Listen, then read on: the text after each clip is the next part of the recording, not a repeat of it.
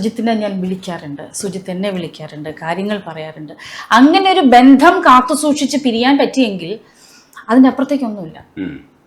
അടിച്ചു പിരിയുന്നതിൽ എത്രയോ വലുതാണ്. ഇപ്പൊ ഇത് കേൾക്കുമ്പോൾ ചിലപ്പോൾ ഇതിന്റെ അടിയിൽ ഒരുപാട് കമന്റ്സ് വരുമായിരിക്കും, പാചകം അടിക്കാൻ എളുപ്പമാണ്, പാചകം അടിക്കാൻ എളുപ്പമാണ്, വിഷമമുണ്ട്. പക്ഷെ നമുക്ക് ഈ പറഞ്ഞ പോലെ ലൈഫ് മസ്റ്റ് ഗോ ഓൺ, ജീവിതം മുന്നോട്ട് പോകണം. ഇത് വിചാരിച്ചിരിക്കാൻ പറ്റില്ല. നാളെ എനിക്ക് ജീവിക്കണമെങ്കിൽ ഞാൻ തന്നെ കഷ്ടപ്പെടണം, ഞാൻ തന്നെ എന്താ പറയാ സമ്പാദിക്കണം എന്നുള്ള ബോധം എനിക്ക് വേണം.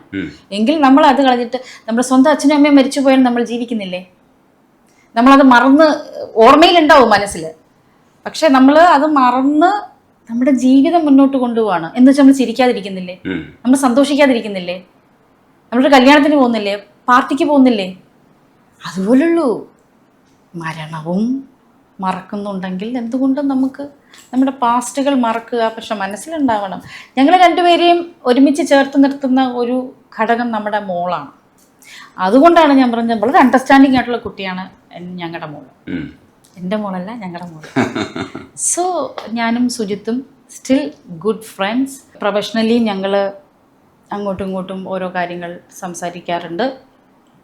വലുതായിട്ടല്ലെങ്കിലും സിനിമ കണ്ടു കഴിയുമ്പോൾ ചിലപ്പോൾ വിളിച്ച് ഞാൻ കണ്ടു കേട്ടോ, നന്നായിട്ടുണ്ട്, നീ അത് ശ്രദ്ധിക്കണം, അത് ഇച്ചിരി ഒരു പ്രശ്നമുണ്ട് എന്നൊക്കെ പറയുകയും, അദ്ദേഹത്തിൻ്റെ ഒരു വർക്ക് കണ്ടു കഴിഞ്ഞാൽ ഞാൻ വിളിച്ചിട്ട് കൺഗ്രാജുലേറ്റ് ചെയ്യും, ബർത്ത്ഡേക്ക് വിഷ് ചെയ്യും ഒക്കെ ചെയ്യുന്ന നല്ല രണ്ട് വ്യക്തികളാണ് ഞങ്ങളിപ്പോൾ, രണ്ട് സുഹൃത്തുക്കളാണ്.